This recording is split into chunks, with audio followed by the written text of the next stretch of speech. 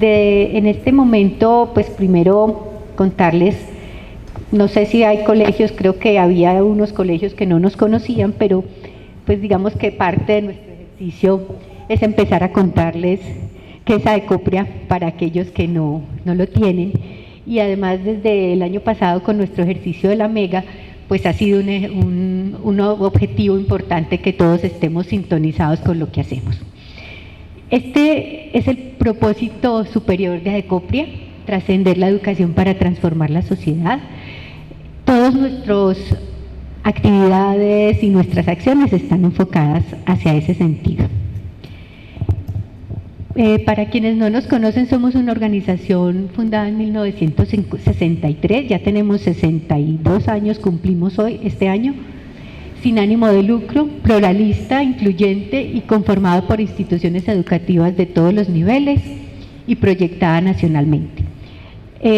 Adecopria se ha consolidado durante estos 60 años por eso, porque somos diversos y creo que esa es nuestra fortaleza, estamos aprendiendo y conviviendo en medio de la diversidad y construyendo juntos.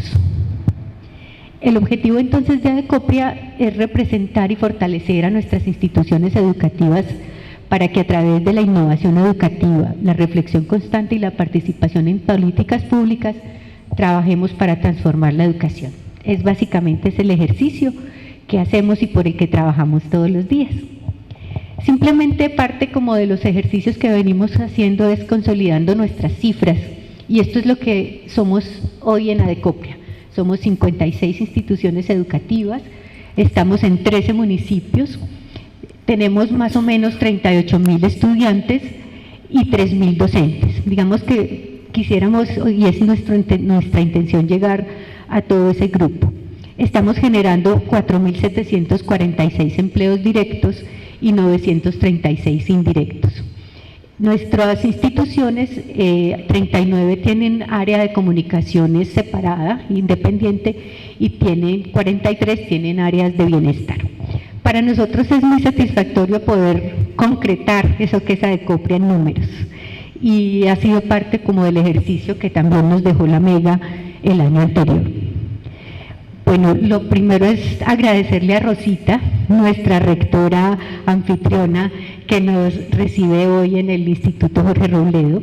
Gracias también a su equipo, tenemos aquí a su comunicadora que nos está acompañando también para cubrir el evento y aprovechar todas las cifras que nos van a dejar nuestros invitados. En este momento entonces le doy la palabra a Vicky Vera Perdomo, la presidenta de la Junta Directiva, que les va a dar un saludito. Bueno, buenos días. Hoy es un día maravilloso. ¿Y saben por qué es tan maravilloso? Porque nos une el fin común de la educación y nos une también el fin común de una educación privada. ¿Qué hacemos en la educación privada? Cumplir finalmente con la cobertura que se necesita desde lo público, ¿cierto? Y además de eso hacemos sacrificios y enfrentamos retos y desafíos en el día a día para poder ser sostenibles en el tiempo. Entonces, por eso, hoy es un día maravilloso porque tenemos dos invitados súper especiales que se vinieron hasta acá, que van a compartir todos sus datos, van a compartir todas las perspectivas que han buscado. Gloria viene de la Javeriana, del Laboratorio de Economía de Educación, y Diego Sánchez viene, que nos salvó la vida, viene de Empresarios por la Educación. ¿Por qué digo nos salvó la vida? Porque muy amablemente se ofreció a venir de allá porque Andrea no pudo venir por una condición de salud. Entonces, gracias por estar aquí, gracias por estar con nosotros. A Rosa, que no la veo, bueno, ya tuvo que, por allí está.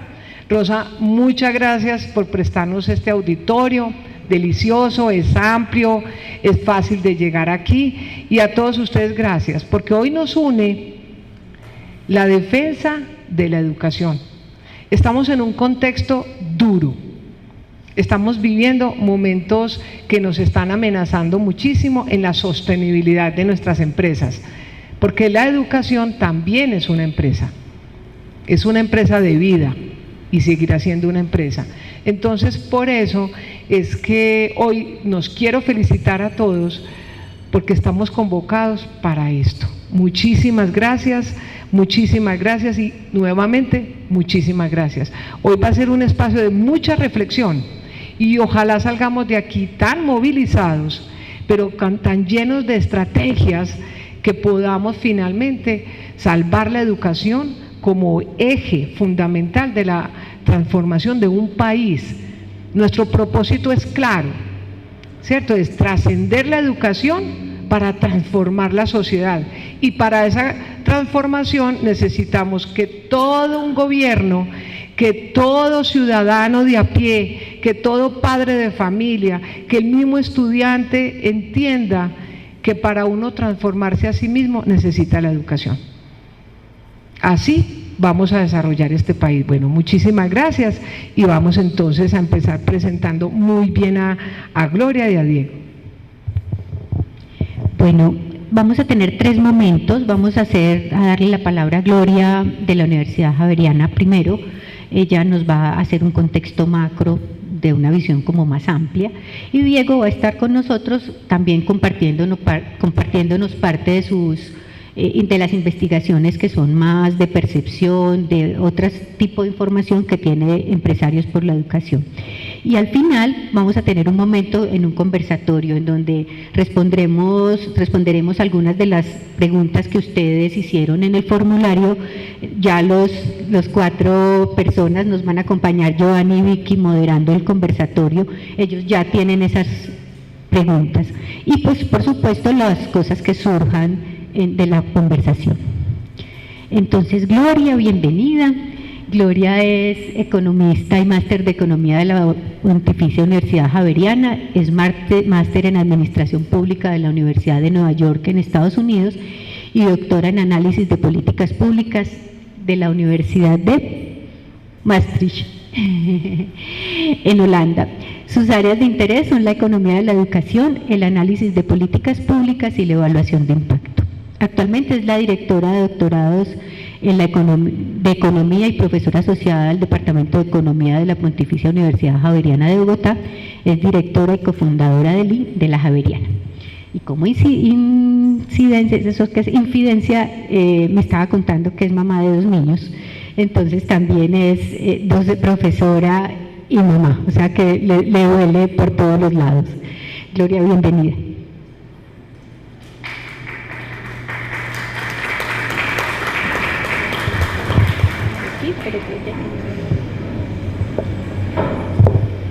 Buenos días, muchas gracias por la invitación.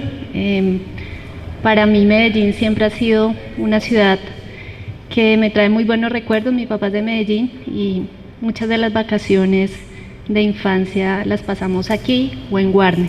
Entonces, muy feliz de estar acá y muchas gracias al Instituto Jorge Robledo y a ustedes por la invitación.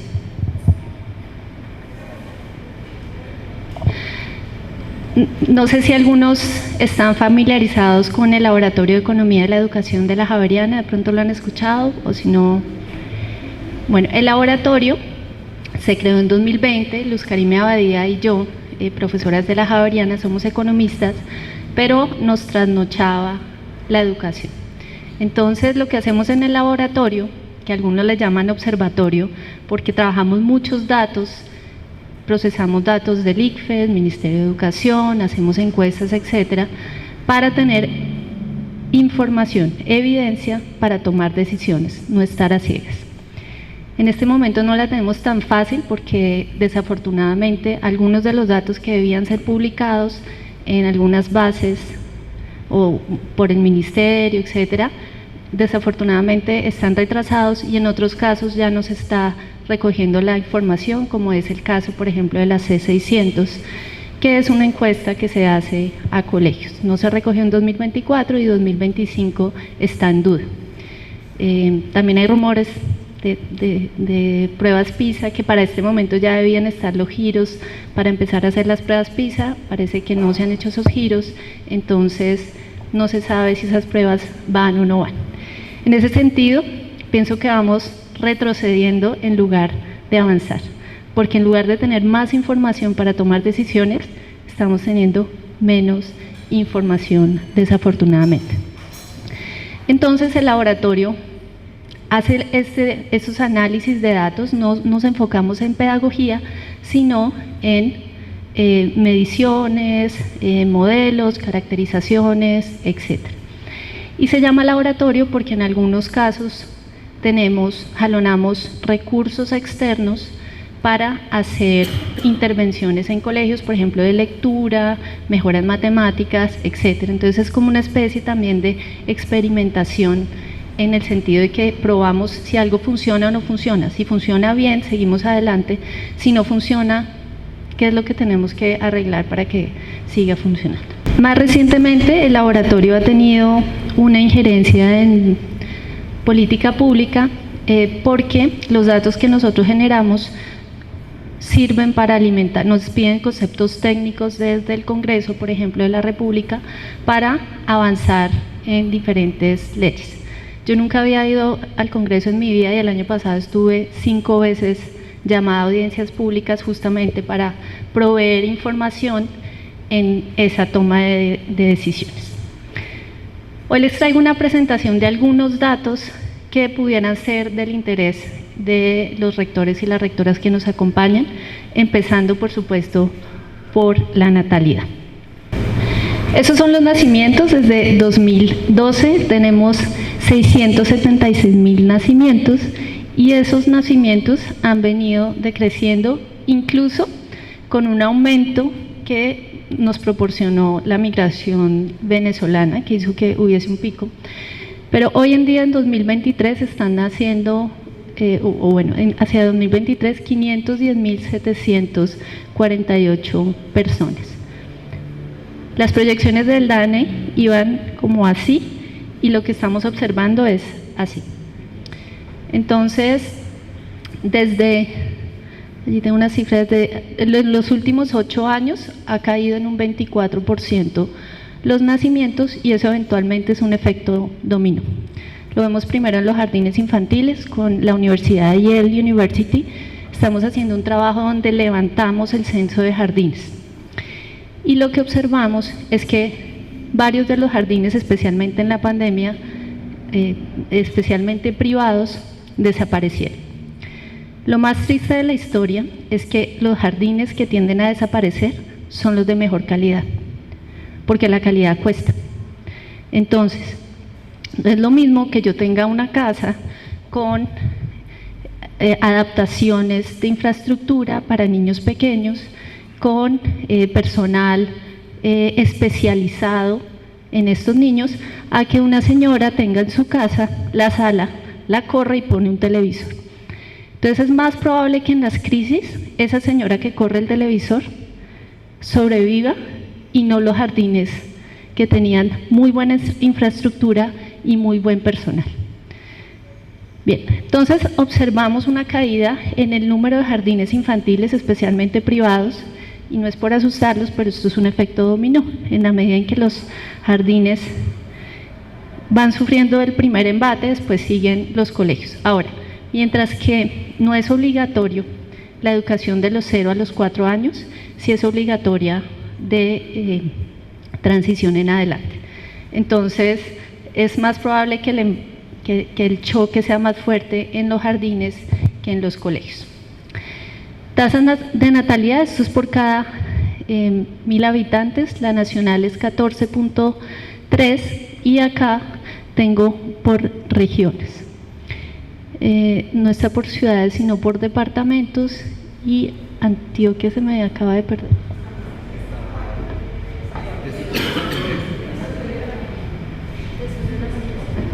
Acá, 12.4 para 2015 y 10.3 para 2022.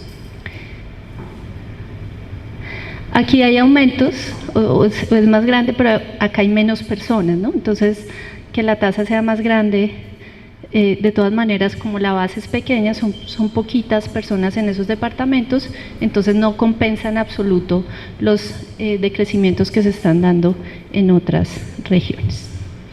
Yo les voy a dejar la presentación para que se las compartan también, si lo desean. Esas son las tasas de natalidad por departamento. El cambio entre 2015 y 2020, en Antioquia, por ejemplo, ha caído un 14%.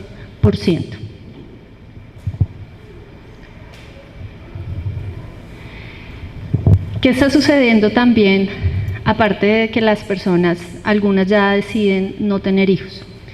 La edad en que están teniendo hijos es más tardía que hace 20, 30 años. Entonces se está moviendo también, no solamente hay menos personas que tienen menos hijos, sino que la decisión se está tardando más y por ende también esto es causa de que haya menos nacimientos. Todavía mujeres entre 20 y 24 años es donde hay más frecuencia de nacimientos, pero está tomando fuerza mujeres entre 25 y 29 y 30 y 34. Y eso sí es, digamos, una vergüenza para el país que haya niñas entre los 10 y los 14 años en embarazo. Cifras poblacionales. La barrita roja son las personas entre 0 y 16 años y esas son las proyecciones acorde con el DANE. Noten que para el 50 esta población era casi que la mitad, 0 a 16 años. 2000 cayó como una tercera parte, estamos por acá, 2025, y la proyección es que se reduzca aún más. Entonces vamos a tener en algunos años una población envejecida, menos niños, más adultos mayores, y eso pues tiene unas implicaciones también en términos, por ejemplo, de las pensiones, porque como funcionan las pensiones es que hay una base donde aportamos los jóvenes y eventualmente ese es el dinero para los mayores, pero si no hay jóvenes aportando, probablemente la edad de pensión va a subir, probablemente el monto de las pensiones va a bajar, entonces también se nos vienen algunos problemas financieros. Puede ser que esto colabore a la cobertura, porque si tengo menos niños, pues es más fácil la cobertura, entonces tampoco es que sea, digamos, tiene sus más y sus menos el hecho de que la población disminuya. Jóvenes menores de 16 años es la línea azul, tengo desde el 92 hasta el 70, entonces noten que disminuye. Y la línea amarilla entre 29 y 59 años. Los sistemas de salud, por ejemplo, si hoy estamos en problemas, probablemente en 20 años la demanda sea mucho más alta y si no hacemos algo diferente a lo que estamos haciendo, los problemas van a ser mayores. Esas son pirámides poblacionales. Colombia tenía una pirámide poblacional que era de esta manera, donde habían poquitas personas, adultos mayores y muchos niños. Hoy en día esa pirámide se está volteando. Para 2026, noten que la base es más chiquita que el resto.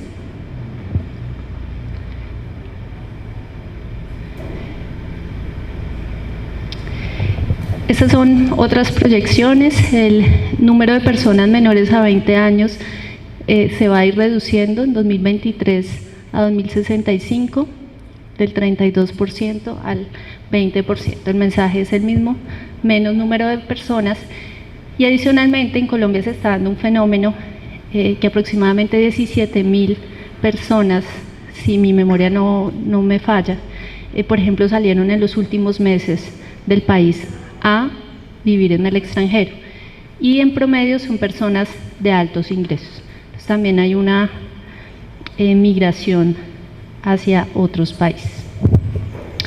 Distribución porcentual de estudiantes según, ese es un índice de socioeconómico, quizás no va a pasar a estratos que lo entendemos, pues estamos más familiarizados todos. Entonces, estrato 1 es el rojo, eso según las pruebas Saber 11, y aquí hago una aclaración. Las pruebas Saber 11 las presentan quienes ya pasaron por todo el sistema educativo. En Colombia es particular cómo es nuestro sistema educativo porque comienza, bueno, en primaria, secundaria, o sea, básica, y cuando llega a noveno ya cumplieron la obligatoriedad, ¿cierto? En todos los sistemas, en la mayoría de sistemas del mundo, es obligatorio hasta grado 11. En Colombia es hasta noveno. Entonces ahí se da una gran deserción escolar.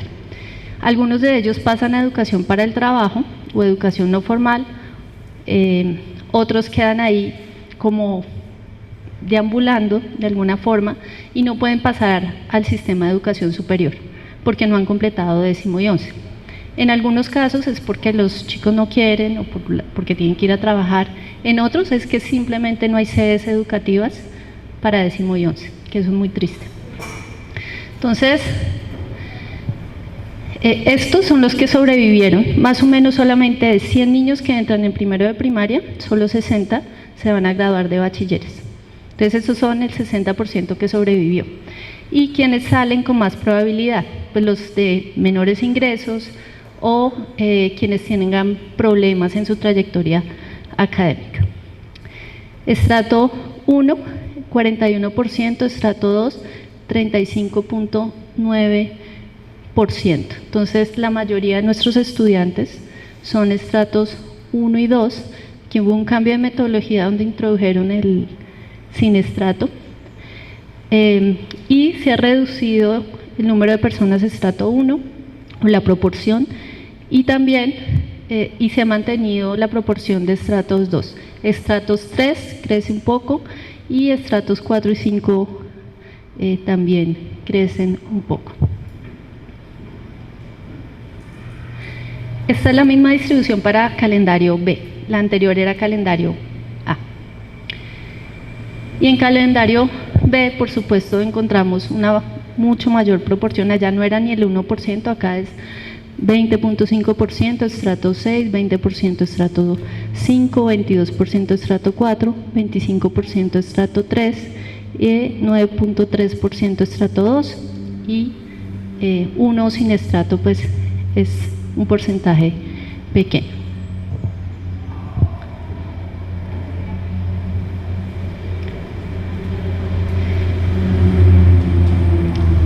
Esta es una gráfica de la población según clases sociales denominada por el DANE, no es una clasificación nuestra. Y el DANE lo denomina en pobres, vulnerables, clase media y clase alta.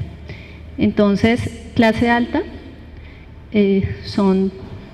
alcanzan casi el 3% a 2022, clase media está más o menos en un 30%, vulnerables 30% y pobres en un 35%, esto ya se estabilizó después de pandemia.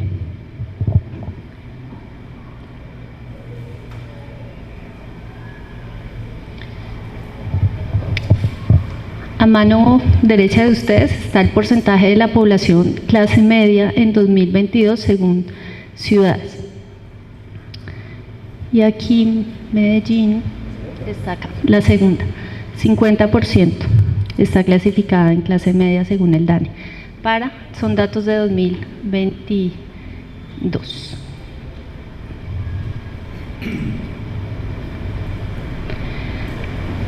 Bueno, algunos datos de colegios privados. Esta infografía cuenta, bueno, llegamos a básica y media y pueden tomar educación para el trabajo, SENA, también hay unos sistemas, el CLEI, que es para adultos, etcétera, y acá está todo el sistema de educación superior. Entonces noten que me quedé enredado. Ya. Noten que quien no hace décimo y 11, pues esta franja de acá le queda absolutamente negada. No puede ir a educación superior, le quedan los caminos, es técnico-tecnólogo, y de acá quizás pueda hacer un rebote, pero en algunos casos le queda más difícil. Esta es la matrícula oficial en Colombia y no oficial.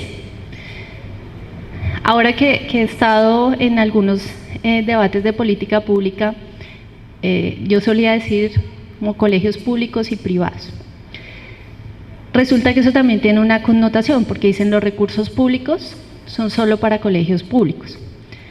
Pero en realidad el servicio de educación es público y puede ser proveído por públicos o privados, ¿sí? Por oficiales o no oficiales. Entonces, a veces cuando uno habla de colegios públicos, inmediatamente se apropia que son los únicos que pueden recibir recursos del Estado. Pero en realidad lo que es público es el servicio de educación. A todo niño o niña se le tiene que garantizar el servicio de educación. Otra cosa es que la preste un oficial o no oficial. Entonces yo misma estoy haciendo el esfuerzo por llamar oficial y no oficial a las cosas pues como son. Tenemos en preescolar, la mayoría de matrícula en preescolar la ofrecen no oficiales, privados.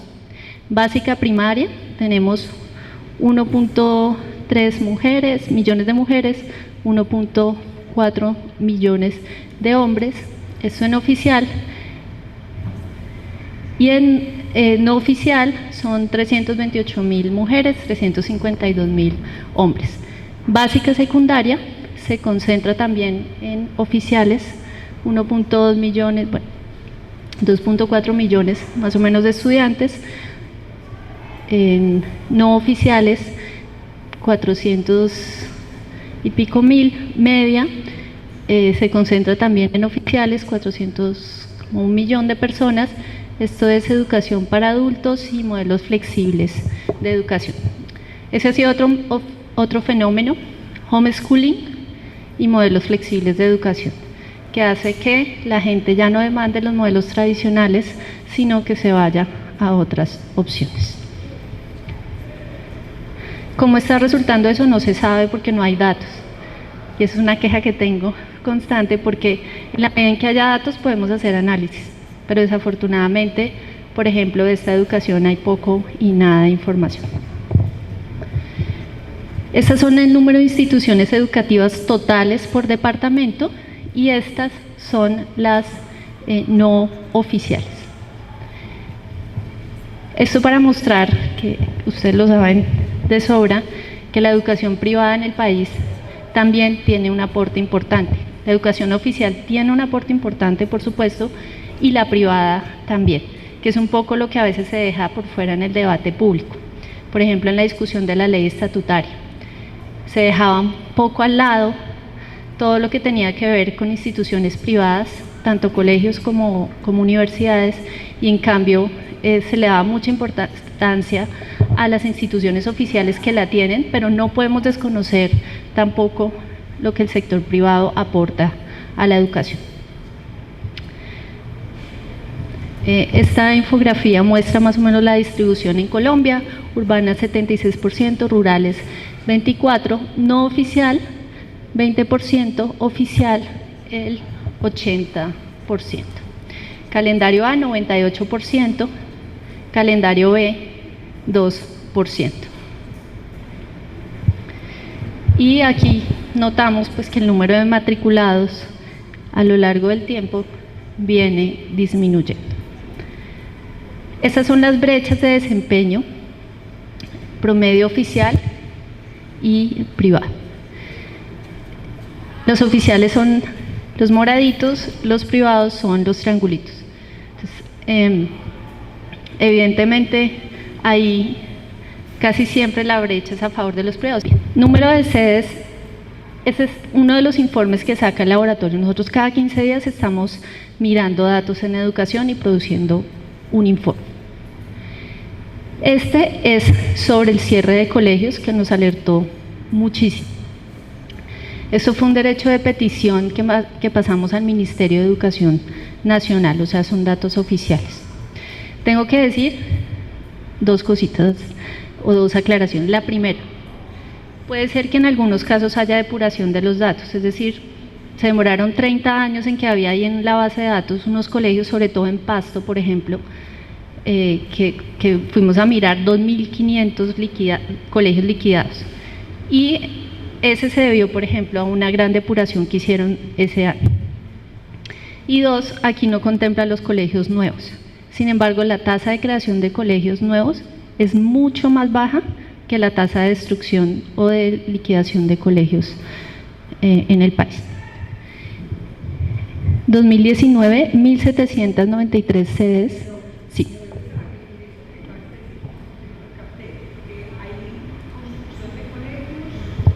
Hay creación de colegios y liquidación de colegios. Es más, hay como unas categorías que nosotros agrupamos, porque puede ser liquidado y sin estructura, bueno, entonces, hay creación de colegios, sí.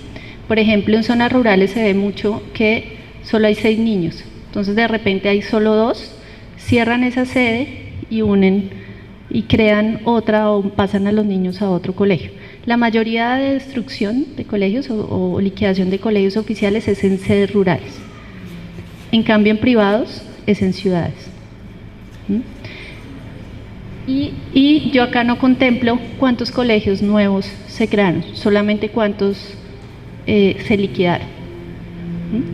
Sin embargo, si yo pusiera acá los creados, no le dan la talla a los liquidados. Son mucho más los liquidados. Y las razones son diferentes. Si uno mira sector oficial, por ejemplo, es lo que acabo de decir, no tiene tanto que ver con los recursos. Sí tiene que ver con demografía en todos los casos, tanto oficiales como no oficiales. Mientras que si uno revisa los colegios privados o no oficiales, sí tiene que ver directamente con la caída de matrícula. Porque al principio, si se me caen los ingresos, pues bueno, dejo de pintar el colegio, no hago algunas cositas aquí y allá. Pero en el mediano y largo plazo, ya la situación no es tan sostenible, ¿cierto? Entonces tengo que quizás reemplazar profesores con mucha experiencia por unos que me cuesten menos para poder medio ajustarme, para poder seguir en operación. Y eso eventualmente afecta la calidad también. Entonces, algo que no se da cuenta el gobierno a veces cuando impone esas restricciones y esa regulación es que aparentemente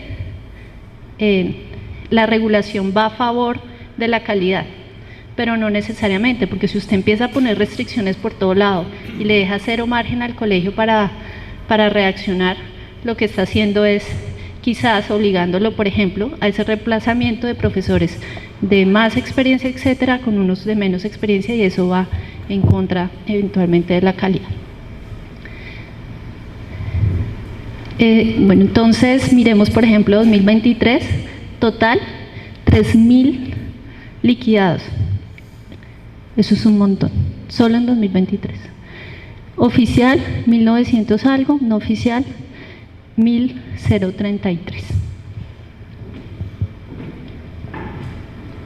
Nosotros contrastamos estas cifras con las de C600, no son iguales. Ahí tenemos un montón de notas, ¿sí lo ven? No se ve, pero todas estas notas es porque son dos fuentes oficiales, pero entre las dos no se ponen de acuerdo. Lo que sí les puedo asegurar es que la tendencia sí es la misma. O sea, no es el mismo número, pero la tendencia es igual. Hay un aumento en el cierre de colegios. El mío en Bogotá, éramos 2.100 algo estudiantes cuando yo estudié. Hoy hay 600 y lo que van a hacer es trasladar a una sede más pequeña y vender el lote, que es gigante. El que quedaba al frente, que es uno de mucha tradición, el San Fasón, lo cerraron.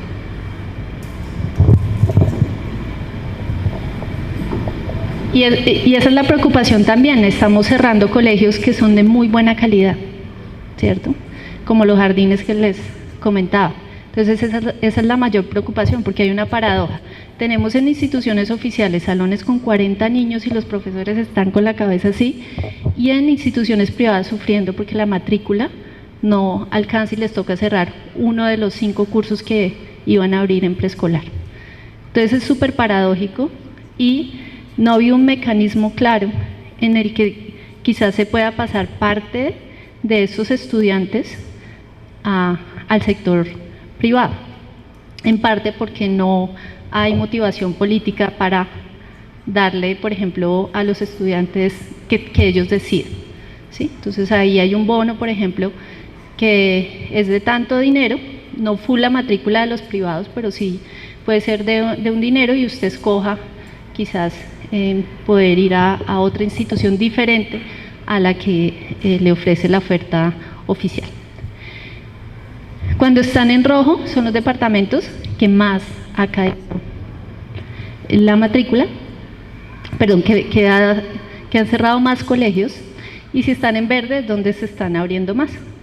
Esto coincide con que la población, recuerdan que en Bichada, Guainía, Baupés se está aumentando, pero en otros departamentos, Nariño, Valle, Caldas, en fin, Boyacá, está reduciéndose, o sea, están en rojo o naranja o crema, que es una disminución. Por ejemplo, en Bogotá de 287 se liquidaron 287 privados y 6 oficiales.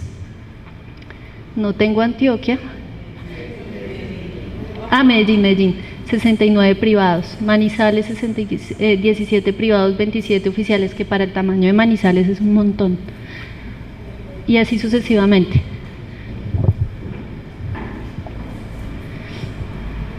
Ese es el QR del informe de cierre de colegios que sacamos hace como unos 4 meses, por si quieren darle una leída.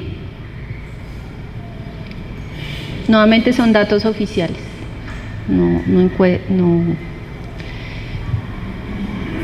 que no coinciden entre ellos. Igual ahí presentamos los dos datos oficiales. Gasto público. Esto es cuánto como porcentaje del PIB se gasta o se invierte, diría yo, no gasto sino inversión, en educación. Entonces noten que en Colombia es 4.6% del PIB. Pero cuando miramos al sector, eso es el sector, o sea, el Estado pone 4.6% como porcentaje del PIB. Y el sector privado, o sea, los hogares, desembolsan 2.06 como porcentaje del PIB. Eso es un montón. Y eso es un montón que el Estado debería entrar a subsidiar si no deja la educación privada. Y obviamente no tiene la plata. Entonces, Colombia es el segundo país, de acuerdo a estas estadísticas de la OCDE, en gasto o inversión del sector privado en educación. Y esto en parte es porque hay vacíos también que el Estado pues no llega, y bueno, las personas también tienen otras preferencias en estos casos. Ya para cerrar, pues un llamado al sistema mixto de educación en Colombia, que es oficiales y no oficiales. Por ejemplo, como les decía, en la ley estatutaria casi que se borraba el tema de los privados, o se mencionaba pero muy marginalmente. Y también, por ejemplo, claro que esto es de educación superior, pero actualmente hay un proyecto de ley que es el 212, que es para reformar la ley 30 de educación superior, y solo el énfasis es solamente en los oficiales, no hay ninguna mención a los privados. Y esta ley, por ejemplo, y eso que yo trabajo en el sector de educación superior, lo que busca es darle más recursos. Entonces, en principio uno diría, bien, de verdad que la educación oficial, las instituciones oficiales están en problemas financieros, hay que hacer algo, hay que darle recursos. Pero el cómo es donde puede tener algunos peligros. Por ejemplo, ¿cuánto tiempo tenemos? A ver qué tanto entra. ¿Sí? Bueno.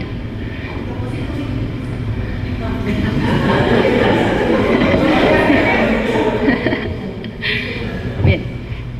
Bueno, básicamente es, por ejemplo, las instituciones oficiales, las universidades reciben conforme aumenta el IPC, 5%, ¿cierto?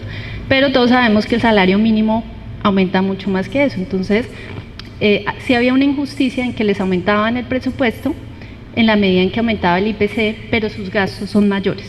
Entonces hay un índice que se llama el índice de educación superior, que va conforme a los gastos de las instituciones de educación superior. Entonces la ley dice, indéxelo a ese índice. O sea, si ese índice sube 10%, súbame el presupuesto el 10%. Pero ¿qué pasa? El gasto en salarios depende de lo que haga la universidad. Entonces, si yo gasto más en salarios, mi índice sube. Y si mi índice sube, pues me va a dar más presupuesto. Y si me da más presupuesto, o sigo subiendo el índice para que me llegue más presupuesto. Entonces hay un incentivo perverso a gastar más, no necesariamente en calidad, porque no hay nada atado a calidad, nada en esa ley, no hay resultados. Es lo que yo llamo atado a calidad. Y eso entra a competir por recursos a la educación, porque la bolsa de educación es una. Entonces educación superior puede estarle mordisqueando el presupuesto a otros niveles educativos. Entonces, este tipo de leyes, también por ejemplo la de la Superintendencia de Educación, que fue hace como unos 4 meses, decía vamos a crear una superintendencia. Bueno, ¿qué quieren hacer con la superintendencia? ¿Cómo se articula? No decía mucho en la exposición de motivos. Ok, ¿cuánto cuesta? No decía mucho en la exposición de motivos. Entonces yo me pregunto, bueno, una superintendencia para poner más requisitos, para pedir más papeles, y eso ¿cómo se ve en calidad? Un niño en un área rural no necesita un superintendente, necesita un profesor, un buen profesor. Entonces no entiendo cuál es esa lógica de crear como aparatos burocráticos sin tener como esa visión y ese plan. Y eso costaba 0.4 billones de pesos, es un montón de plata. Entonces gastémosla, si vamos a gastar esa plata, gastémosla bien, en lo que debe ser. Ese proyecto de ley se cayó, el laboratorio aportó ahí, tengo que decirlo. Bien, entonces quedan algunas preguntas. Yo lo que veo en los proyectos de ley es que el estudiante no es el eje.